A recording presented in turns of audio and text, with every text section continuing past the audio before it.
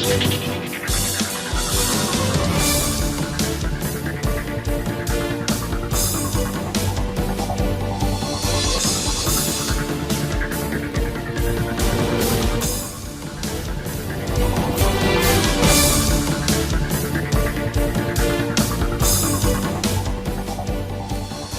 রাসেল আহমেদ, আপনাদের স্বাগত জানাচ্ছি যমুনা টেলিভিশনের নিয়মিত আয়োজন 24 ঘন্টায়। সমসাময়িক রাজনীতি নিয়ে আলোচনা করি, তবে আজকে রাজনীতির বাইরে আরেকটি বিষয় আমরা গুরুত্ব দিতে চাই। বাংলাদেশের অন্যতম বড় যেটি সম্ভাবনার খাত অর্থাৎ শ্রম রপ্তানি, সেখানে নতুন একটি বাধা বা নতুন একটি চিন্তার কারণ হয়ে দাঁড়িয়েছে মানব পাচার, এবং যেটি ভোগান্তির কারণ দেশের সাধারণ মানুষের। সেই সব গল্প, কারণ এবং সমস্যা ও সমাধান নিয়ে আজ আমরা আলোচনা করতে চাই, এবং আলোচনার টেবিলে আমাদের সাথে তিনজন অতিথি রয়েছেন। তাদের সাথে শুরুতেই পরিচিত হয়ে নিচ্ছি। ডান দিক থেকে জনাব মোহাম্মদ শাহ আলম, অবসরপ্রাপ্ত অতিরিক্ত আইজিপি, আপনাকে আলোচনায় স্বাগত জানাচ্ছি। রয়েছেন জনাব শরীফুল ইসলাম হাসান, সহযোগী পরিচালক, মাইগ্রেশন প্রোগ্রাম ও ইউথ প্ল্যাটফর্ম ব্র্যাক, আপনাকে আলোচনায় স্বাগত। এবং রয়েছেন জনাব Tofail Ahmed, Cambodia scam centre থেকে উদ্ধারকৃত একজন সার্ভাইভার, আপনাকে আলোচনায় স্বাগত জানাচ্ছি। তোফায়েল আহমেদ, একটু আপনাকে দিয়েই শুরু করি, যেহেতু বলছিলাম যে আপনি কম্বোডিয়া থেকে উদ্ধার হয়ে এসেছেন। আমরা গেল অনেক দিন ধরেই আসলে কম্বোডিয়ার এই স্ক্যামের শিকার হয়ে বাঙালি যারা রয়েছেন তাদের ফিরে আসার পরে তাদের নানান গল্প শুনছি, এবং তাদের প্রায় বেশিরভাগের গল্পটা প্রায় একই রকম। তারা চাকরি নিয়ে যাচ্ছিলেন, সেখানে যাওয়ার পরে তিনি বুঝতে পারলেন যে তিনি আসলে প্রতারিত হয়েছেন, এরপরে হাত বদল হয়েছে, বাধ্য হয়ে তাকে একটি কাজে আটকে রাখা হয়েছিল বা কাজ করতে হয়েছিল। একটু আপনার কাছ থেকে জানতে চাই যে আপনার গল্পটা আসলে কীরকম, আপনি কিভাবে এই প্রতারণার শিকার হলেন? আমি প্রথমে আমার বাসা হচ্ছে সিরাজগঞ্জে। আমি আমার বন্ধুকে জানাই যে আমি সৌদি আরব যাব এবং খুব তাড়াতাড়ি যাব। আমার বন্ধু বলছে ঠিক আছে তুই ঢাকায় চলে আয়। ঢাকায় আসলাম, তারপরে দুজন ব্যক্তির সাথে পরিচয় করিয়ে দিল। দেওয়ার পরে ওনাদের সাথে কথা হওয়ার পরে ওনারা আমাকে পুষ্পিতা ওভারসিজে নিয়ে যায়। নিয়ে যাওয়ার পরে লেনদেন হয় ওনাদের সাথে, 7 লক্ষ টাকার চুক্তিপত্র হয়। আপনি 7 লাখ টাকা দেন? জি, 7 লক্ষ টাকা দিই আমি। দেওয়ার পরে ওনারা আমাকে কম্বোডিয়ার ভিসা দেয় এবং খুব তাড়াতাড়ি পাঠিয়ে দেওয়ার চেষ্টা করে। আমিও খুব তাড়াতাড়ি চলে যাই। যাওয়ার পরে ওখান থেকে আমাকে যখন রিসিভ করা হলো, রিসিভ করে জয় বাংলা রেস্টুরেন্ট নামে এখানে একটু জানতে চাই, আপনাকে যে ভিসাটি দেয়া হলো সেটা কি ভিসা ছিল? আপনি বিএমইটি ছাড়পত্র দেওয়া হয়েছিল। আমাকে দেওয়া হয়েছিল ই ভিসা, ইবি ভিসা, ইবি মাল্টিপল যেটাকে বলা হয়, সেটা দেওয়া হয়েছে। এই ভিসাটার মানে কি? মানে আপনি ওয়ার্ক পারমিট পাচ্ছেন সেই ভিসা নাকি ট্যুরিস্ট ভিসা? না, এটা ট্যুরিস্ট ভিসা না, মূলত এটা কাজের জন্য কেউ যেতে পারে বা বিজনেসের জন্য যেতে পারে এটা। তো আমাকে দেওয়ার কথা ছিল পুষ্পিতা ওভারসিজ থেকে 1 বছরের ভিসা প্লাস ওয়ার্ক পারমিট, এগুলো তো আমাকে দেয়নি। প্লাস আমি যাওয়ার পরে ইয়েতে আমাকে জয় বাংলা রেস্টুরেন্টে 2 দিন থাকার ব্যবস্থা করে দেয়। তারপরে আমাকে স্ক্যাম সেন্টারে ইন্টারভিউ দিতে নিয়ে যায়। ফার্স্ট যেদিন আমি ইন্টারভিউ দিতে যাই ওই দিন একটু নার্ভাস ফিল করছিলাম। আমি আরেকটু পেছনে আরেকটু শুনে সামনে আগাতে চাই। আপনি যখন যাচ্ছিলেন জি, ইমিগ্রেশন কিংবা এই পুরো প্রক্রিয়ায় আপনি কোথাও বাধার মুখে পড়েননি? কেউ প্রশ্ন করেনি যে আপনি কোথায় যাচ্ছেন, এই ভিসা ঠিক আছে কি নাই, আপনার কাগজপত্র নিয়ে কেউ কোনো প্রশ্ন করেনি?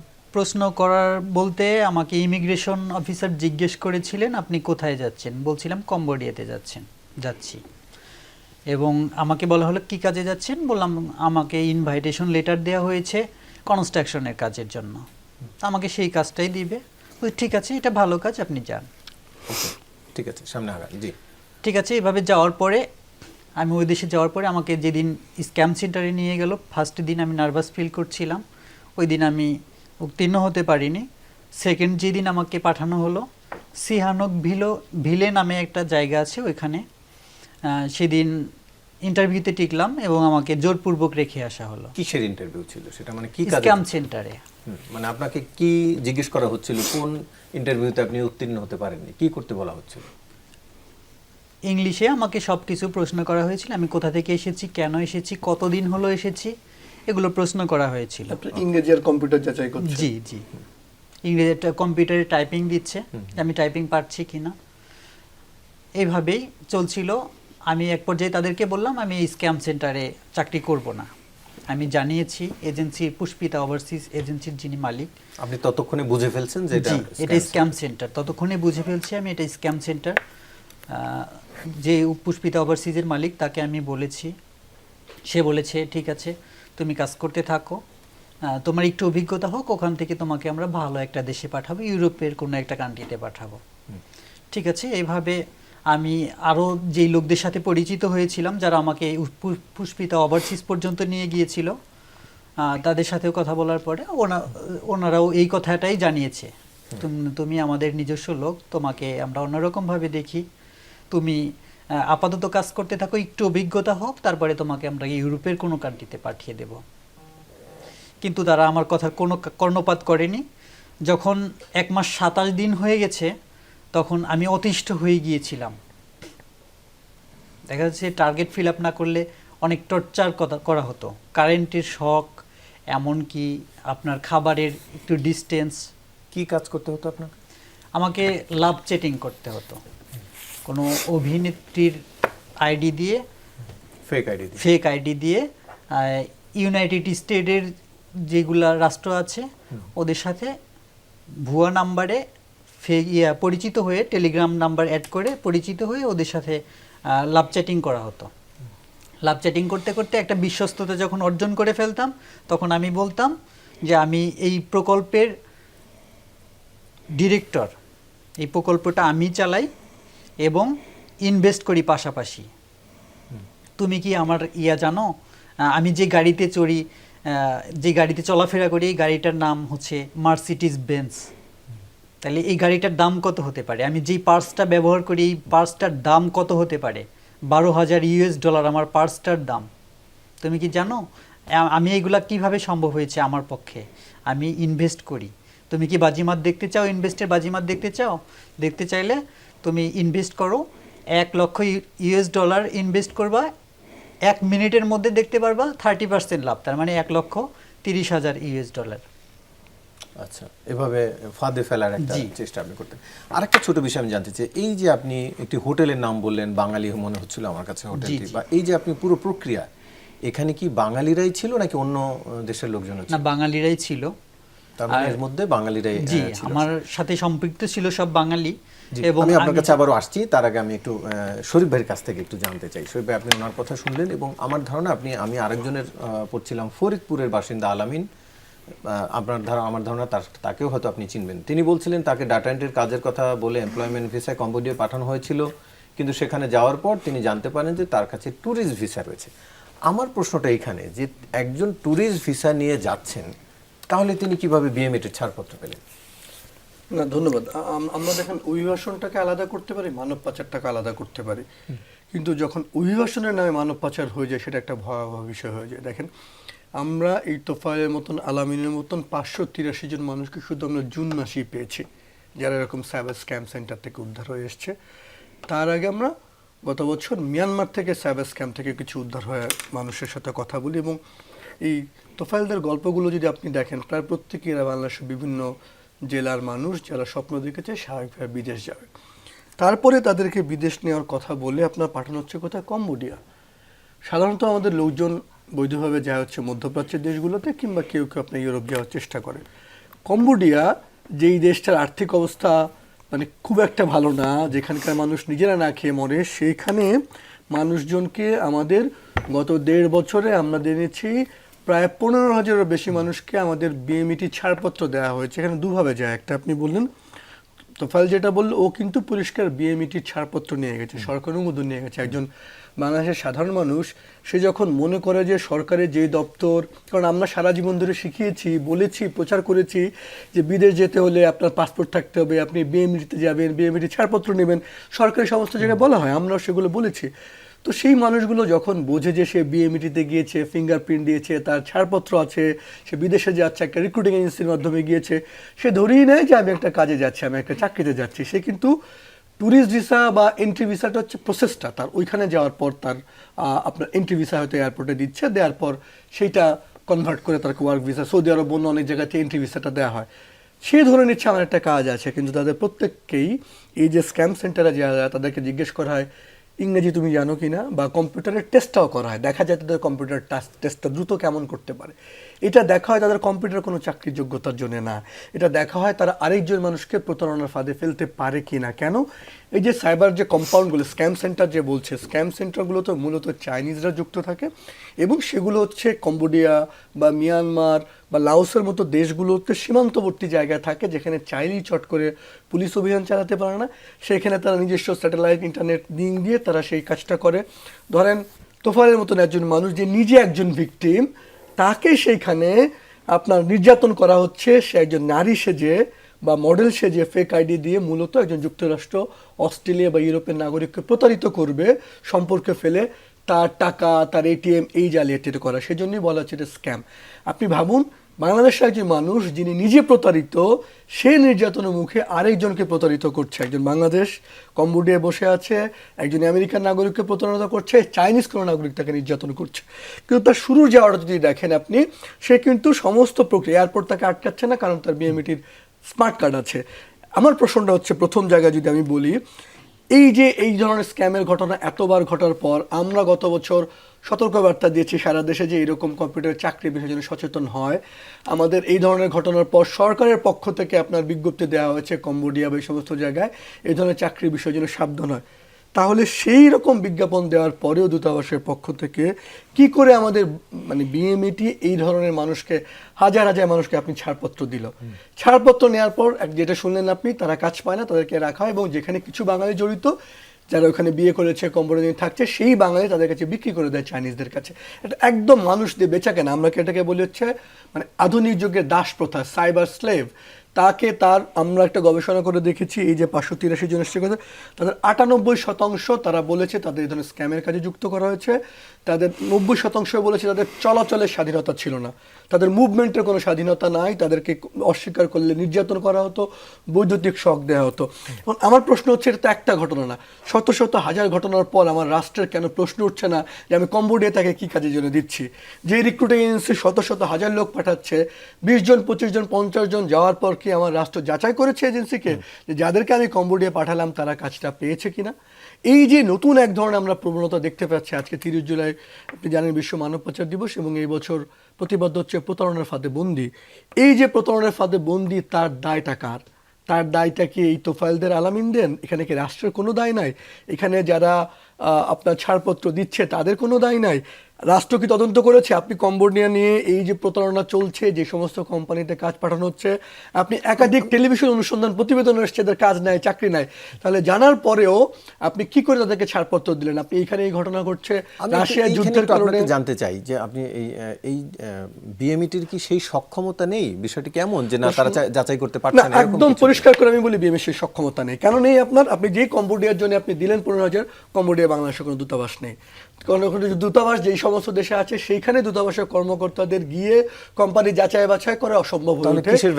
সেখানে যেখানে আপনি এম্বাসি নাই কম্বোডিয়া, আপনি দিলেন থাইল্যান্ড থেকে, এবং আমরা যেটা জেনেছি থাইল্যান্ডে যে দূতাবাসের শ্রমিক কর্মকর্তারা এগুলো দিয়েছেন, এই পুরোটা একটা অর্থ দুর্নীতি লুটপাট চক্র, যেখানে আপনার সাধারণ কোনো একটা জায়গায় কোম্পানিতে বিদেশে চাকরি করার ফলে যতবার যাচাই বাছাই করায়, সেখানে কোনো ধরনের যাচাই বাছাই ছাড়া কি করে তাকে দূতাবাস অ্যাটেস্টেশন দিল, কতজনকে দিল, কি করে ব্যুরো ম্যান পাওয়ার ছাড়পত্র দিল, কি করে রিক্রুটিং এজেন্সি করলো।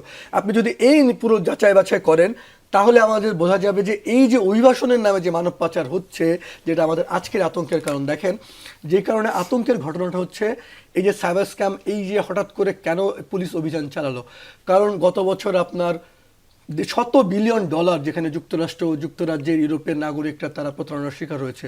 যুক্তরাষ্ট্র এই সমস্ত দেশগুলোকে প্রচণ্ড চাপ দিয়েছে যে তোমরা ব্যবস্থা নাও। আপনার মিয়ানমারে যখন এরকম স্ক্যাম সেন্টারে একজন চাইনিজকে নাগরিক হিরো, তাকেও ভুল করে যখন নিয়ে যাওয়া হয়, আপনার থাইল্যান্ডের প্রধানমন্ত্রী চায়না ভিজিটের আগে তাদের বিদ্যুতের লাইন কেটে দিয়েছে। এটা এখন আন্তর্জাতিকভাবে ভয়াবহ প্রেশারে থাকার পর এই যে তারা তোফালে উদ্ধার হয়েছে, কারণ এখানে পুলিশ অভিযান চালাচ্ছে। আমি যে কথাটাতে শেষ করতে চাই, আমার ছেলেরা বিদেশে কাজ করতে গিয়ে আজকে সাইবার স্ক্যাম সেন্টারে দাসের জীবন যাপন করছে, ভয়াবহ অত্যাচারের শিকার হচ্ছে। আমার মানুষ ভূমধ্যসাগর পাড়ি দিয়ে ইউরোপে যাওয়ার ক্ষেত্রে পৃথিবীর মধ্যে প্রথম। আমার সেই সাথেই শুধু ইতালি নয়, গ্রিসে গত 6 মাসে আমরা প্রথম হয়েছি। আমার রাশিয়ায় যুদ্ধ করতে গিয়ে কাজের নামে সেখানে আমার জি, পাচার সেই বিক্রি প্রসঙ্গে করা হচ্ছে। এই যে ভয়াবহ একটা সংকট, এইভাবে যদি চলতে থাকে আমাদের বৈধভাবে বিদেশ যাওয়াটাও বন্ধ আটকে হয়ে যাবে, ভিসা বন্ধ হয়ে সেই যাবে। প্রসঙ্গে আসছি। মোহাম্মদ শাহ আলম, একটু আপনার কাছে জানতে চাই, যেটি শরীফ ভাই বলছিলেন যে প্রায় তাদের তথ্য বলছে যে 15,000 মানুষ গেছে এবং আরেকটি তথ্য এর মধ্যে 90% মানুষই প্রতারিত হয়েছে। এই যে পুরো প্রক্রিয়াটি আমরা ধরে নিলাম ইমিগ্রেশনে তাদের কাছে বিএমইটি সনদ আছে, ফলে তাদেরকে আটকানো যায়নি, কিন্তু একটা এত এত মানুষ প্রতারিত হওয়ার পরও কি কোনো মেসেজ তারা পাননি? ইমিগ্রেশন কি চাইলেই এই মানুষগুলোকে এই প্রথম ধাপেই আটকে দিতে পারে কিনা, মানে সেই সুযোগ রয়েছে?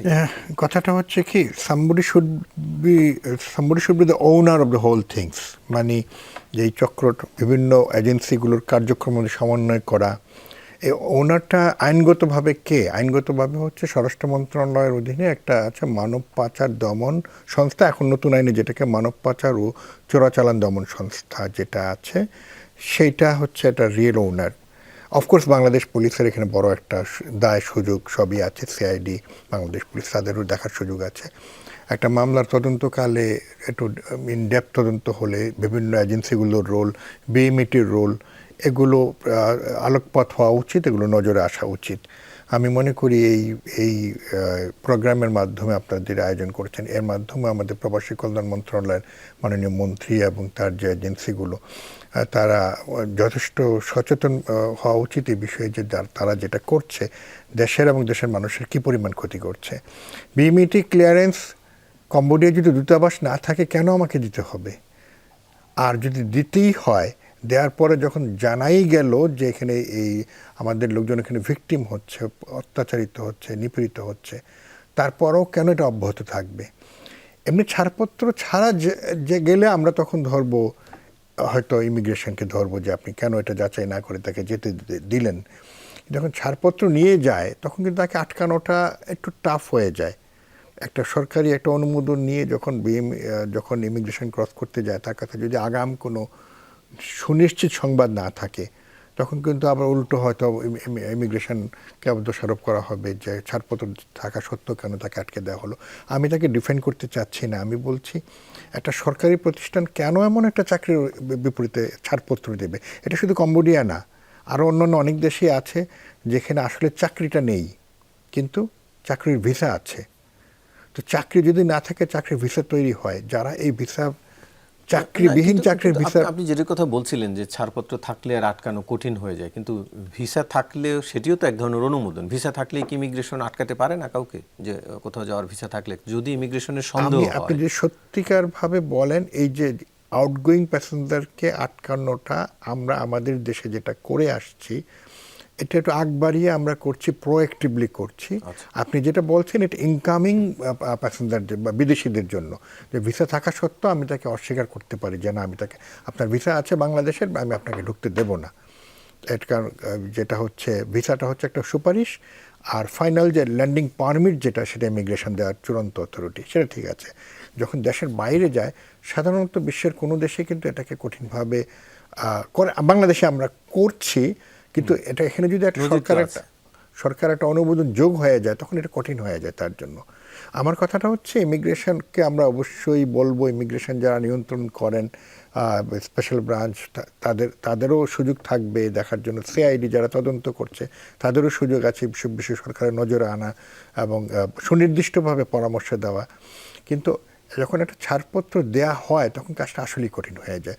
এখানে আমি আপনাকে এই যে সুযোগটা আমি একটু ব্যবহার করতে চাই, এই যে কথাটা, বিএমইটির ছাড়পত্রের পাশাপাশি যে বিভিন্ন এজেন্সিগুলো যে নানান অনিয়ম যখন করে, এই যখন রিপোর্টেড হয়, ভিকটিমের কাছ থেকে যায় বা বিভিন্ন আমাদের তদন্ত সংস্থাগুলো থেকে যায়, এই রিপোর্টগুলোর পরিপ্রেক্ষিতে কিন্তু যে ব্যবস্থাগুলো নেওয়া হয়, সেগুলো কিন্তু পর্যাপ্ত না। এখানে বিএমইটি এখানে কিন্তু একটা ছাড়পত্র রিক্রুটিং এজেন্সি যেগুলো, যেমন পুষ্পিতা ওভারসিজের কথা বলা হলো, আমরা একটু জানতে চাইতেই পারি যে কী ব্যবস্থা নেওয়া হলো। তার আগে বড় একটা কথা আছে, আমি ঠিক এর থেকে, এই প্রসঙ্গ থেকে একটু দূরে এসে বলি, চোরাচালান বা বৈধ অভিবাসনের কথাটা যদি আমরা বলি, যে আমরা জানি 84,000 টাকা হচ্ছে সর্বোচ্চ অভিবাসন ব্যয়। একটা লোক কি গিয়েছে গত 2, 4, 5, 7, 8, 10, 12, 14 বছরে 84,000 টাকায়? তো যদি এটা একটা সরকার নির্ধারিত একটা ফি হয়, তাহলে সরকারকে এটা ইমপ্লিমেন্ট করতেই হবে। অথবা হয় আপনি এটা বাড়িয়ে দেন, 84,000 টাকা আপনি বলেন এটা 2 লাখ, 3 লাখ, 5 লাখ, অথবা এটা তুলে দেন। তারা তখন করুক। আমি কথাটা এভাবে বলি যে তারা এটা একটু রাগ করে বলা আমার কথাটা, তারা ওপেন মার্কেট ইকোনমি তারা করুক, তারা 10 লাখ 20 লাখ করে নিক, তারপর কেউ কমিশন দিক, ডিসকাউন্ট দিক, কেউ যাওয়ার ইচ্ছা হলে যাবে না। আসলে আমি এটা মিন করতে চাইনি, আমি মিন করতে চাচ্ছি 84,000 জায়গায় বাস্তবসম্মত একটা রেট যেটা আছে, অবশ্যই এটা বাস্তবসম্মত রেট। কারণ অভিবাসন ব্যয়টা বাড়ে কিন্তু আমাদের রিক্রুটিং এজেন্সিগুলোর অশুভ প্রতিযোগিতার কারণে, তারা ওখানে বাড়তি টাকা ব্যয় করে। তো এই জায়গাটাতে আমাদের সচেতন হতে হবে এবং কার্যকরভাবে উদ্যোগ নিতে হবে। এবং আমাদের মাথায় একটা পোকা কাজ করে, আমি অনেক সময় বলেছি, আপনার এখানে আমি বলেছি যে আমাদের অনেক বড় বড় মানুষের মাথায় যেটা তারা মনে করেন যে মানব পাচার, মানব চোরাচালান যে কোনোভাবে দেশের বাইরে লোক গেলে আমরা লাভবান হই। মানব পাচারের মাধ্যমে দেশের লোক আমাদের বাংলাদেশে ক্ষতিগ্রস্ত হচ্ছে, এই জিনিসটা আমাদের ভালো বুঝতে তার হবে। একজন জলজ্যান্ত উদাহরণ আমাদের সাথেই বসে আছে। এটা তো ভিকটিম হয়েছে বলে, যিনি উনি যদি ওখানে থেকে যেতেন, উনি বা আরো যারা থেকে আছেন, যারা দেশে আসতে পারেননি, তারা যে আয়টা করছে, এই আয়টা কিন্তু বাংলাদেশের ব্যাংকিং চ্যানেল ধরে বাংলাদেশের কোষাগারে জমা হচ্ছে না। রাদার এই টাকাটা কিন্তু দুষ্ট চক্র এটাকে নিয়ে ব্যবহার করছে তাদের নিজের দলকে, চক্রকে শক্তিশালী করার জন্য। তোফায়েল আহমেদ, একটু আপনার কাছ থেকে জানতে চাই, আপনি শুরুতে বলছিলেন যে নির্যাতন করা হতো যদি টার্গেট ফিল আপ না হতো বা তাদের কথা মতো না চললে। নির্যাতন বলতে কোন ধরনের নির্যাতন, এবং পাশাপাশি আপনি যে আবার উদ্ধার হয়ে আসলেন, একটু ছোট করে জানতে চাই সেটি, মানে কেমন নির্যাতন করতো? এবং নির্যাতন করা হতো বলতে 2 হাত এরকম ভাবে বেঁধে রেখে বৈদ্যুতিক শক দেয়া হতো এবং আপনার হকি স্টিক দিয়ে আঘাত করা হতো আপনার। তারপরে খাবারের ডিস্টেন্স চলে আসতো অনেক সময়। আপনার বাঙালি যেই খাবারটা খায়, এই খাবারটা সচরাচর দেওয়া হয়, কিন্তু টার্গেট ফিল আপ না হলে আপনাকে শুকরের মাংস, এই সিদ্ধ করা, শুধু সিদ্ধ করা, এগুলো খাবার দেওয়া হতো। এরকম নির্যাতন একের পর এক শিকার হতে হতো আমাদের বাঙালিদের। আপনাকেও সেগুলো খেতে হয়েছে কখনো? জি, আমাকে একদিন খেতে হয়েছিল এবং হকি স্টিকের আঘাতও আমি পেয়েছি। পরে পালিয়ে আসলেন কিভাবে? পরে কোনো এক ওয়ে দেখিয়ে আমি বলেছিলাম যে শপিং মলে যাব, সেখান থেকে কোনো রাতে, গভীর রাতে আমি শপিং মলে যাই। শপিং মল থেকে বের হয়ে আমি কোনো না কোনোভাবে দেখছিলাম যে একটা সাইডের একটু অন্ধকার, ওখান দিয়ে আমি প্রাচীর উপেক্ষা করে চলে এসেছিলাম। ধরা পড়লে কি কোনো জীবনের ঝুঁকি ছিল? জি, জীবনের ঝুঁকি ছিল, অনেক ঝুঁকি ছিল। এমন কি আছে তারা ফায়ার করে দিতে বাধ্য হতো, এরকমও তাদের সিকিউরিটি, এরকম তাদের। যেই জায়গাটাতে নিয়ে রাখা হতো আপনাদের, বা এটি কি একেবারে আইসোলেটেড কোনো এরিয়াতে, মানে যেটি শরীফ ভাই বলছিলেন সীমান্তবর্তী জায়গা? জি জি সাধারণত জি এটি জি সীমান্তবর্তী এলাকাতে এইগুলো বেশি হতো। পাহাড়ি এলাকায় এগুলো বেশি হতো, যেখানে পুলিশ কোনোদিন খোঁজ নেবে না বা কেউ সহজে যাবে না। আর পুলিশ হানা দিলেও যাতে তারা তাড়াতাড়ি সাগরযোগে বা কোনো না কোনো মাধ্যমে তাড়াতাড়ি পালিয়ে যেতে পারে, এরকম কোনো নির্জন এলাকায় বা নির্জন স্থানে এরকম স্ক্যাম সেন্টারগুলো স্থাপন করা হয়েছে। এখনো তো অনেক লোক আটকে আছে, তাই না, জি, বাংলাদেশি? এখনো সেখানে কিরকম মানুষ আছে? অ্যাপ্রক্সিমেট আনুমানিক একটা 5 থেকে 10 হাজার হবে এখনো। ও মাই গড। শরীফ ভাই, একটু আপনার কাছে জানতে চাই, 5-10 হাজারের কথা তিনি বলছিলেন। আরেকটি আপনি শুরুতে কিছুটা বলছিলেন কয়েকটা লাইন, রাশিয়া নতুন আরেকটা সংকটের নাম, এবং সেখানে অনেকেই রাশিয়ায় নিয়ে চাকরির কথা বলে সেখানে ইউক্রেন যুদ্ধে পাঠানো হচ্ছে। রামরুর একটি হিসাব, সম্ভবত আপনাদের তথ্য তারা নিয়েছেন, তারা বলছেন দেশটিতে গেছেন, গত বছর দেশটিতে গেছেন 4,727 জন, আগের বছর সেটি ছিল 933 জন। এবং এই যে রাশিয়ায় যাওয়ার পরে অনেকে ইউক্রেন যুদ্ধে পাঠানো হচ্ছে, সেই সব অনেকের কান্না, অনেকের পরিবারের কান্নার ভিডিও সহ তথ্য খবরও আমরা পাচ্ছি। এটি একটি নতুন আশঙ্কার নাম হতে যাচ্ছে কিনা এই রাশিয়া? গত বছর আমাদের কাছে বেশ কিছু পরিবার যখন জানালো যে তাদের আত্মীয় স্বজন, প্রথমে আমরা পেলাম যে রাশিয়া মারা গেছে, তার ডেড বডি আমরা আনতে সহায়তা করতে পারি কিনা বিভিন্ন জায়গা থেকে, মূলত ময়মনসিংহ, নোয়াখালী, লক্ষ্মীপুর, এইসব জায়গা থেকে। তখন আমরা খোঁজ শুরু করলাম যে আসলে এরকম কতজন আছে। আমরা তখন খোঁজ খবর নিয়ে যেটা পেলাম যে আমরা অন্ততপক্ষে শতাধিক মানে তথ্য পেলাম, যেখানে একটা গ্রামেরই আমরা পেয়েছিলাম, আর লক্ষ্মীপুরের একটা গ্রাম, যেখানে গ্রাম থেকে অলমোস্ট আপনার শতাধিক মানুষ, রাজবাড়ি, ময়মনসিংহ এরকম, তাদেরকে আসলে বলা হয়েছে যে রাশিয়া গেলে শুরুতেই 30-35 লাখ টাকা, রাশিয়ার নাগরিকত্ব, এরকম নানান প্রলোভনে তাদেরকে নেওয়া হয়েছে। আর শুরুর দিকে অল্প কিছু লোক টাকাও পেয়েছিল হয়তো, যে কারণে অনেকেই প্রলুব্ধ হয়েছে। এবং আমাদের কাছে যে তথ্য রয়েছে, কিছু ছাত্র বিভিন্ন জায়গাতে পড়তে নাম করে, এমনকি কিছু সাবেক সেনা সদস্য বা ধরেন ফোর্সের লোকজন, তারাও প্রলোভনে পড়ে গিয়েছে, আমাদের কাছে যে তথ্য রয়েছে।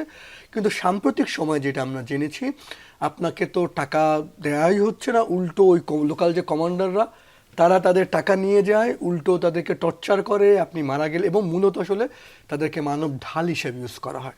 তাদেরকে বলা হয় রাশিয়ার চাকরি এখানে দু ধরনের, এক ধরনের মানুষ, কিছু মানুষ আসলে প্রলোভনে পড়েই ভাবি যে আমি টাকা পয়সা পাবো, রাশিয়ার নাগরিকত্ব পাবো। তো আরেক ধরনের মানুষ, তাদেরকে মূলত চাকরির লোভ দেখানো হয়, রাশিয়ায় কাজ আছে, ভালো চাকরি, ইউরোপের দেশ, এই কথা বলে তাদেরকে চাকরিতে নেওয়া হয়, কিন্তু তারা সেই চাকরিটা পায় না। চাকরিটা না পেলেই তাদের 2-3 দিনের মধ্যে তাদেরকে সাইন করতে হয়, কেউ একজন আসেন যে তোমাকে নতুন একটা চাকরি দেবো, রাশিয়ান ভাষায় লেখা, সে তো পড়তে পারে না, সে সাইন করে, সাইন করার পর তারপর তাকে সে যুদ্ধক্ষেত্রে পায়। মূলত তাদেরকে মানব ঢাল হিসেবে ব্যবহার করে রাশিয়া, সুদান সহ আফ্রিকার বেশ কিছু নাগরিকে, বাংলাদেশি সহ, তাদেরকে আসলে মানব ঢাল হিসেবে এমন যেখানে তাদের প্রাণহানির ঘটনা ঘটতে পারে। এবং গত সপ্তাহ দুয়েক আগের ঘটনা, দুজন এরকম সেইখান থেকে যুদ্ধক্ষেত্র থেকে পালিয়ে এসে, আমরা যেহেতু গত বছর এই বিষয়টা নিয়ে প্রতিবেদন করি, আমরা সেই প্রতিবেদন প্রকাশ করার পর আন্তর্জাতিক বিষয়টা নিয়ে আলোচিত হয়, তারপরে আমরা দুজন যুদ্ধক্ষেত্র থেকে পালিয়ে আসা, তারা আমাদের কাছে রিচ করে যে তারা যুদ্ধক্ষেত্র থেকে পালিয়ে আসছে, তাদেরকে আসলে আমরা উদ্ধারে সহায়তা করতে পারি কিনা। আমরা দ্রুত রাশিয়ার বাংলাদেশ দূতাবাসের সাথে কথা বলি, আমি নিজে রাষ্ট্রদূত মহোদয়ের সাথে কথা বলি। তারা বলেন যে আসলে ঘটনা তো জটিল, খুবই ক্রিটিক্যাল, তারা যে উদ্ধার করবেন, কারণ মস্কো থেকে এটা আরও 700-800 কিলোমিটার দূরে, এবং আসলে রাশিয়ার কোনো এজেন্সিও এই দায়িত্বগুলো নিতেন চায় না। আমরা তখন ইন্টারন্যাশনাল সেন্টার যারা রেস্কিউ করে, যদি তারা যুদ্ধে পাঠায়, তার মানে রাষ্ট্রের কি সেখানে ইনভলভমেন্ট? এখানে আসলে আপনাকে তাকে ব্যবহার করা হয় শুধুমাত্র আসলে, কারণ আপনার রাশিয়ার অনেক তরুণ, তারা দেশ ছেড়েছে, তারা বিভিন্ন জায়গায় চলে গেছে, আপনার এখন প্রচুর লোক দরকার, তো তাকে প্রলোভন দেখিয়ে তাদেরকে এই যুদ্ধে নেওয়া হচ্ছে, বিক্রি করা হচ্ছে, টাকা দেওয়া হচ্ছে। তো সে পালিয়ে আসার পর যখন আমাদেরকে রিচ করলো, আমরা দূতাবাসকে জানালাম, আমরা এটা আন্তর্জাতিক কিছু সংস্থাকে যারা এরকম উদ্ধার করা, IRCC, তাদেরকে আমরা জানালাম। কিন্তু আমরা 1.5 দিন পরে মানে আমরা খবর পেলাম যে আসলে ইন্টেলিজেন্স তাদেরকে ফলো করে সেই জায়গা থেকে, তারা যে আমাদের ফোন করেছিল, ট্র্যাক করে তারা এক কাপড়ে বেরিয়ে আসছিল, তাদেরকে একজন লোকাল কমান্ডার একটা মার্কেটের সামনে থেকে ধরে তাদেরকে নিয়ে যাওয়া হয়। এবং আমরা তারপরে এই বিষয় নিয়ে খোঁজখবর করতে গিয়ে জাতিসংঘের একটা বিশেষ নিরাপত্তা কাউন্সিল, একটা ইনভেস্টিগেশন কমিটি এটা নিয়ে কাজ করছে, তাদের সাথে আমাদের কথা চলছে। তো যে তথ্যগুলো আমরা পেয়েছি আপনাকে এখানে ঠিক একইভাবে, খুবই দুঃখজনক হলো গিয়ে এইখানেও রাশিয়াতে আমরা দেখেছি যে এজেন্সিগুলোতে রাশিয়ায় লোক পাঠানোর কথা ছিল চাইনিজ একটা কোম্পানির নামে, আমরা সেখানে এমন কিছু এজেন্সির নাম পেয়েছি যেই এজেন্সি এর আগে আলজেরিয়ায় কর্মী পাঠানোর কারণে অভিযুক্ত হয়ে তাদের লাইসেন্স উইথেল ছিল। সেই একই রিক্রুটিং এজেন্সি, আপনি ভীষণ অবাক কাণ্ড, কোভিডের সময় মুন্সিগঞ্জের 21 জন ছেলেকে যারা আলজেরিয়ায় পাঠিয়ে ইউরোপে পাঠানোর কথা বলে কাজ নেওয়ার পর তারা ফেরত আসার পর তাদের অভিযোগের ভিত্তিতে মন্ত্রণালয় তদন্ত করে সেই এজেন্সি লাইসেন্স বাতিল করে ক্ষতিপূরণ যায়। আমরা দেখলাম সেই এজেন্সি এখন আবার রাশিয়ায় লোক পাঠাচ্ছে, এবং এক দখলে যেমন লোক পাঠাচ্ছে, আবার একটা দেখলাম আমরা একটা ট্যুরিস্ট মানে প্রতিষ্ঠান যারা ট্রাভেল এজেন্সি, এরকম ট্রাভেল এজেন্সি, তারাও তাদেরকে আপনি যুক্তরাজ্য কিছুদিন আগে ব্যান করেছে, মানে যে 25টা প্রতিষ্ঠানকে ব্যান করেছে তার মধ্যে বাংলাদেশের সেই প্রতিষ্ঠান ছিল। তারা আবার ট্যুরিস্ট ভিসায় আপনার ওমরা ভিসার নামে সৌদি আরব হয়ে লোক নিয়ে সেখান থেকে তাদেরকে আপনার যুদ্ধে পাঠিয়েছে। আপনি যদি দেখেন কম্বোডিয়া যেমন কথা বলছিলাম, গত 1.5-2 বছরে অন্ততপক্ষে 56টা দেশ যেখানে মানে বাংলাদেশের এরকম দূতাবাস নেই, আমরা দেখেছি যে অন্ততপক্ষে 28টা দেশে প্রায় 56,000 লোককে পাঠানো হয়েছে। আপনি শুনলে অবাক হবেন, কঙ্গো, সুদান, এমন দেশ যেখানে আসলে আদৌ কাজ আছে কিনা আমরা জানি না, আমরা পরে দেখছি তাদেরকেও লিবিয়া যাচ্ছে, তাদেরকে অন্য দেশ যাচ্ছে। এই যে অনুমোদনটা দেয়া হচ্ছে, এই আপনি দেখেন, আপনি প্রশ্ন করছেন সংকট, বিএমইটি আমাদের এখন বছরে 10 লাখ লোক যায়, প্রতি মাসে গড়ে তাহলে 1 লাখ, ওয়ার্কিং ডে যদি ধরেন 20 দিন, প্রতিদিন আপনার গড়ে 5,000 লোকের কাগজপত্র যাচাই বাছাই করতে হবে। বিএমইটি কি সেই সক্ষমতা রয়েছে? দূতাবাসগুলোকে সেই সক্ষমতা রয়েছে? তাহলে আপনি কিসের বেসিসে অন্ধের মতন আপনি ছাড়পত্র দিচ্ছেন? আপনি মূলত তাকে পাচার করতে সহায়তা করছেন। আজকেও যুক্তরাষ্ট্র থেকে 23 জন বাংলাদেশিকে যুক্তরাষ্ট্র ডিপোর্ট করেছে। গত 1 বছর এরকম 350-এরও বেশি বাংলাদেশিকে ডিপোর্ট করেছে। এদের সাথে কথা বলে আমরা জেনেছি মূলত নোয়াখালী অঞ্চলের মানুষ এবং সিলেট আরও কিছু আছে, তারা প্রায় একটা অধিকাংশ তারা বিএমএটির ভিসায় ব্রাজিল পর্যন্ত গিয়েছিল। তারপর ব্রাজিল থেকে মেক্সিকো, বলিভিয়া, ল্যাটিন বিভিন্ন দেশ হয়ে 40, 50, 60 লাখ টাকা তারা খরচ করে যুক্তরাষ্ট্র গিয়েছে। তো আমরা যেটা দেখছি, সার্চ যখন সিআইডিতে ছিলেন পুলিশ, আমি নিজে তখন আমরা ইরান, ইরাক অনেক কিছু নিয়ে কাজ করেছি। আমরা নতুন একটা ট্রেন্ড দেখতে পাচ্ছি, আপনার এই বিএমইটির ছাড়পত্র দিয়ে তাকে একটা নির্দিষ্ট গন্তব্য মতো এগিয়ে দেওয়া হচ্ছে। কম্বোডিয়া বলেন, ব্রাজিল বলেন, সুদান হয়ে লিবিয়া বলেন। তো সেই কারণে আমি মনে করি যখন রাষ্ট্রের সাধারণ মানুষ, আমাদের লোকজন যারা বিদেশ কাজ করতে যায় তারা যে খুব শিক্ষিত না, তারা যাচাই বাছাই করতে পারে না, তারা যখন মনে করে যে আমি বিএমইটির একটা ছাড়পত্র পাচ্ছি, আঙুলের ছাপ দিচ্ছি, তার মানে মধ্যে আমার কাজটা আছে। তো সেই কারণে রাষ্ট্রের কাছে অনুমোদন আপনি প্রতিটা ছাড়পত্র দেওয়ার আগে যাচাই বাছাই করেন। এবং রাশিয়ার রাষ্ট্রদূত আমাদের বলেছেন যে তারা কিন্তু রাশিয়ান দূতাবাস আমাদের যেটা আছে রাশিয়া, তারা কিন্তু তাদের যাচাই বাছাই ছাড়াই রাশিয়ায় লোক পাঠানোর অনুমতি দেওয়া হচ্ছে। আমি শুধু রাশিয়া বা কম্বোডিয়া না, গত 6 মাসে বাংলাদেশ গ্রিসেও অনিয়মিত পন্থায় যাওয়ার ক্ষেত্রে প্রথম হয়েছে। আগে যে লিবিয়ার একটা উপকূল থেকে ইতালির দিকে যেত, এখন পুরো লিবিয়ার উপকূল আপনার পাচারের গ্রাউন্ড হয়ে গেছে। আপনি এইদিকে কম্বোডিয়ার কথা শুনছেন, আমার বঙ্গোপসাগর থেকে মালয়েশিয়া, থাইল্যান্ড হয়ে যাচ্ছে, সেখান থেকেও তাদের অস্ত্র নেওয়ার কথা বলে টর্চার। এই যে বাংলাদেশের যে ঘটনাগুলো ঘটছে, তাতে আমরা যদি আমাদের এই বৈধ অভিবাসনটাকে আসলে কন্টিনিউ করতে চাই, এবং শাহ আলম স্যার যে কথাটা শেষ করলেন আমি সেই কথাটা আবার মনে করিয়ে দিই, আমাদের অনেক নীতি নির্ধারক, প্রশাসন, পুলিশের মনে করেন আমার লোকজন বোধহয় যেন তেনভাবে গেলেই দেশের লাভ। দেশের লাভ তো নয়ই, এর ফলে যেটা হয় আপনার অর্থ পাচার হয়, মাদক বলেন, নানান অপরাধমূলক কার্য। আপনি এই যে 1 লাখ লোক যদি আপনার অবৈধভাবে অনিয়মিত পন্থা ইতালিতে যায়, তারা কিন্তু কেউ বৈধভাবে টাকা পাঠাতে পারবে না। এমনকি 20-25 বছর থাকলেও তার টাকা পাঠানোর সুযোগ নেই। এমনকি বৈধ কোনো কর্মী ধরুন ইতালিতে আছে, তার মাসে হয়তো আয় 16 লাখ টাকা, তার সর্বোচ্চ পাঠানোর মধ্যে হচ্ছে 1 লাখ টাকা, বাকি 15 লাখ টাকা তার বৈধভাবে পাঠানোর সুযোগ নেই। এই টাকাটা মূলত মাদক চোরাচালান, অর্থ চোরাচালান হয় এবং দেশ ক্ষতিগ্রস্ত হয়। যারা ভাবছেন এইভাবে লোক দিলে দেশের উপকার হয়, দেশের উপকার হতে পারে মুষ্টিমেয় কিছু পাচারকারী বা দুষ্ট চক্রের ক্ষেত্রে, দিন শেষে দেশের ভাবমূর্তির ক্ষতি হয়, দেশে অপরাধ বাড়ে, অর্থের চোরাচালান হয়, মানব পাচার বাড়ে। জি, মোহাম্মদ শাহ আলম, একটু আপনার কাছে জানতে চাই, যে এজেন্সিগুলোর কথা বলা হচ্ছে এবং যারা অনিয়ম করে, এরকমের 49টি এজেন্সি লাইসেন্স বাতিলের একটি খবর পেলাম, কিন্তু আবার তারাই ঘুরে ফিরে আবার সে অন্য জায়গায় লোক পাঠাচ্ছে। কিভাবে, মানে আইনের ফাঁক দিয়ে তারা কিভাবে এই কাজগুলো করছে? এইটা আমার বিবেচনা, আমি যেটুকু আমি বুঝতে পারি, আমি আসলে ডিরেক্টলি ইনডিরেক্টলি অনেকগুলো বছর ধরে এইটা নিয়ে আমার কাজ করার সুযোগ হয়েছে। আপনি ইমিগ্রেশনে আমি কাজ করেছি অনেকগুলো বছর, স্পেশাল ব্রাঞ্চে 10 বছর ছিলাম, তারপরে সিআইডিতে 8 বছর থাকাকালে মামলার তদন্তকালে আমার যেটা অভিজ্ঞতা, মানব পাচার বা মানব চোরাচালানকে কখনোই সিরিয়াসলি নেওয়া হয়নি। এটাকে দমন যে করতে হবে, সমন্বিত কোনো উদ্যোগ নেওয়া হয়নি। চমৎকার আইন হয়েছে 2012 সালে যে একটা আইন হয়েছিল মানব পাচার দমন আইন, এটার ধারাবাহিকতা 2026 সালে নতুন একটা আরও অনেক চমৎকার একটা আইন হয়েছে, এবার আশা জাগানি একটা আইন। আমি যদি একটু বলি যে এই আইনগুলোর সুষ্ঠু প্রয়োগ করাটা, এটার জন্য যে একটা নীতি নির্ধারক মহল থেকে একটা মনিটরিং করাটা, সেখানে বড় রকমটা ঘাটতি রয়ে গেছে, খুব সিরিয়াসনেসের একটা ঘাটতি আছে। আমি একটু আগে বলছিলাম যে শুধু রিক্রুটিং এজেন্সি বলে কথা না, ট্রাভেল এজেন্সি, হজ এজেন্সি, সব অনেক সময় দেখা যাচ্ছে একই লোক তিন ধরনের এজেন্সিরই মালিক, অনেক সময় একই লোক একাধিক রিক্রুটিং এজেন্সির মালিক। তারা সব ঘুরে ফিরে এই কাজগুলি তারা করছেন এবং করে তারা সাময়িকভাবে কখনো বড় কোনো কাজে ধরা পড়লে, যেমন আপনি দেখেন একজন আমাদের সার্ভাইভার এসে গেছেন বাংলাদেশে পালিয়ে জীবনের ঝুঁকি নিয়ে, আরও তো 2000 রয়ে গেছে। বাংলাদেশ সরকারের এখন বড় দায়িত্ব হচ্ছে তাদেরকে উদ্ধারের ব্যবস্থা করা, স্পেশাল টিম যেতে পারে, যেভাবে হোক ইন্টারপোলের ব্যবহার হতে পারে, অবশ্যই তাদেরকে উদ্ধারের ব্যবস্থা করা এবং করে বাংলাদেশে যারা যেসব এজেন্সিগুলো পুষ্পিতা, ওভারসিজ বা আরও যারা এগুলোতে জড়িত আছে, ইভেন যারা ক্লিয়ারেন্স দিয়েছে, তাদেরকে জবাবদিহিতার আওতায় আনা। সবাইকে ধরে জেলে ঢুকাই দিতে হবে তাই আমি বলছি না, অ্যাটলিস্ট তাকে জবাবদিহিতে আনা উচিত। জড়িত থাকলে অবশ্যই জেলেও না, আমি বলছি একজন কর্মকর্তা হয়তো বলবে আমি ওভারলোডেড, বাট ওভারলোডেড আপনাকে কে বলেছে যাচাই ছাড়া একটা ছাড়পত্র দেওয়ার জন্য? তো এই যে সরকারেরও উচিত এই জায়গাগুলোকে আসলে আই মাস্ট সে যে এই যে বিএমইটির জনবল যেটুকু দরকার সেটুকু দেওয়া, শুধু তা না, আমাদের দেশের ভিকটিমরা, আমি জানি না ওনার এই দেশের কোনো মামলা হয়েছে কিনা এবং তার মামলার আসলে ফলো কতটুকু তদন্তটা কোন পর্যায়ে কি আছে।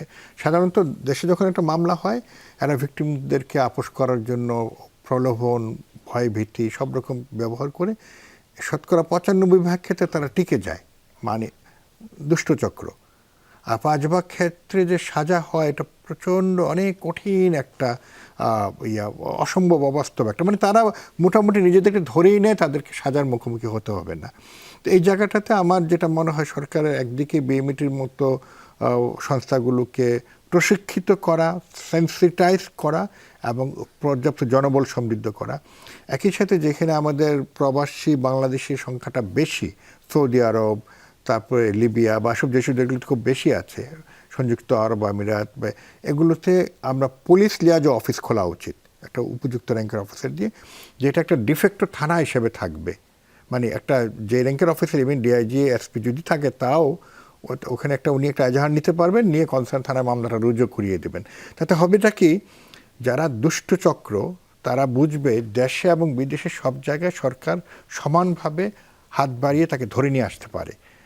এরকম একটা ভীতি ওই জায়গাতে, আমরা শুধু ভিকটিম ফোকাস যদি আমাদের আলোচনা চলতে থাকে এটা কোনোদিনই আমরা থামাতে পারবো না। এবং সৌভাগ্যের কথা, আমার আশা জায়গা নিয়ে যে কথাটা, 2026 সালের আইনটা কিন্তু অনেক সুন্দর একটা আইন। আমি আপনাকে খুব সংক্ষেপে এটুকু বলতে চাই, সংঘবদ্ধ অপরাধ চক্রকে এখানে ফোকাস করা হয়েছে, মানব পাচার, মানব চোরাচালানটাকে এখানে অন্তর্ভুক্তি করা হয়েছে। আগে যেটা ছিল মানব পাচার দমন আইন, এখন মানব পাচার এবং মানব চোরাচালান আইন বলা হয়েছে। এটাকে মানি লন্ডারিং অপরাধটাকে অন্তর্ভুক্ত করা হয়েছে। মানে বোঝাই যাচ্ছে একটা জায়গা থেকে, আগে আমরা মানি লন্ডারিং আইনটা 2012 সালের মানি লন্ডারিং আইনটা আলাদাভাবে যুক্ত বাস্তবায়ন করা গেলেও অনেকাংশে এই আইনটা যদি বাস্তবায়ন করার জন্য, বাস্তবায়নটা সরাসরি করা যাবে না, অনেকগুলো উদ্যোগ নিতে হবে, অনেকগুলো উদ্যোগ নিতে হবে। এবং সবচেয়ে বড় যে দায়িত্ব, যে মানব পাচার দমন এবং মানব পাচার মানব চোরাচালান দমন সংস্থা যেটা বলা হচ্ছে, এটাকে উপযুক্ত লোক দিয়ে সমৃদ্ধ করতে হবে। এটা আমলা ভারী হলে হবে না, যারা এই কাজটা জানে বুঝে এরকম সদিচ্ছা রয়েছে তাদেরকে দায়িত্ব দিতে হবে। আমরা আলোচনা আবারও ফিরছি। তোফায়েল আহমেদ, একটু আপনার কাছে দুটি বিষয় ছোট করে জানতে চাই।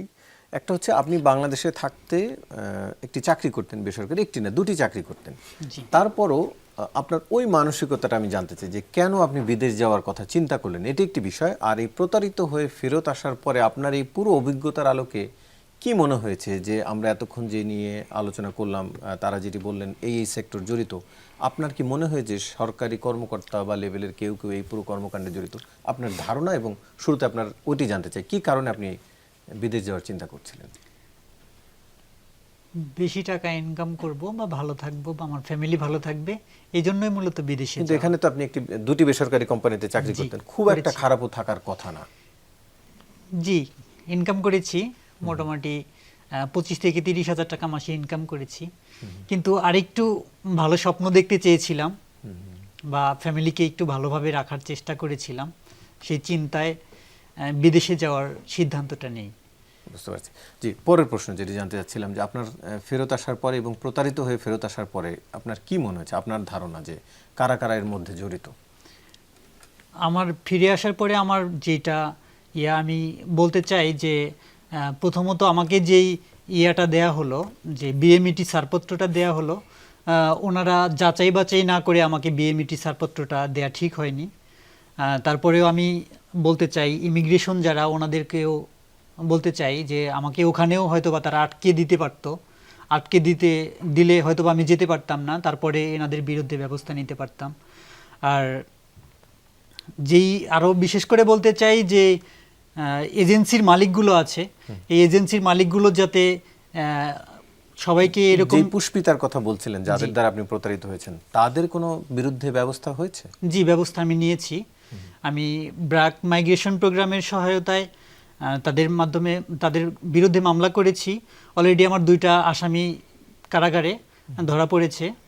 ওই কোম্পানিটি কি বন্ধ হয়েছে, মানে তারা কি এখন কাজ করতে পারছে? জি, তারা কাজ করছেই, তাদের অনুযায়ী, তাদের নিয়ম অনুযায়ী বা তাদের ধারাবাহিকতা অনুযায়ী তারা কাজ করে যাচ্ছে। মানে তারা এখনো লোক পাঠাচ্ছে? জি, লোক পাঠাচ্ছে, কোনো না কোনো দেশে পাঠাচ্ছে। তাহলে তো আপনার বন্ধ হলো, মানে অন্য কেউ না কেউ প্রতারিত হওয়ার চান্স থেকেই যাচ্ছে বলতে এটা মিডিয়া প্রচার করবে, আমার মতো যারা আছে, যা বিদেশ যেতে চায়, বুঝতে পারছি, বাকিদের আরো আপনি ব্যবস্থা আশা করছেন। বিএমইটিকে আপনারা নজরে আনেননি, তার ব্যবস্থা নেওয়ার জন্য অভিযোগ করেননি বিএমইটিতে আপনি? না, বিএমইটিতে কোনো অভিযোগ করিনি। আমি মামলা করেছি বিমানবন্দর থানায়। সিটি মামলাটা করে আমি ট্রান্সফার করেছি হচ্ছে ডিএমপির সিটিটিসিতে, কাউন্টার টেররিজমে। ওনারা ব্যবস্থা নিয়েছে। গত মাসের জুন মাসের 17 তারিখে আমার মামলা রুজু হয়।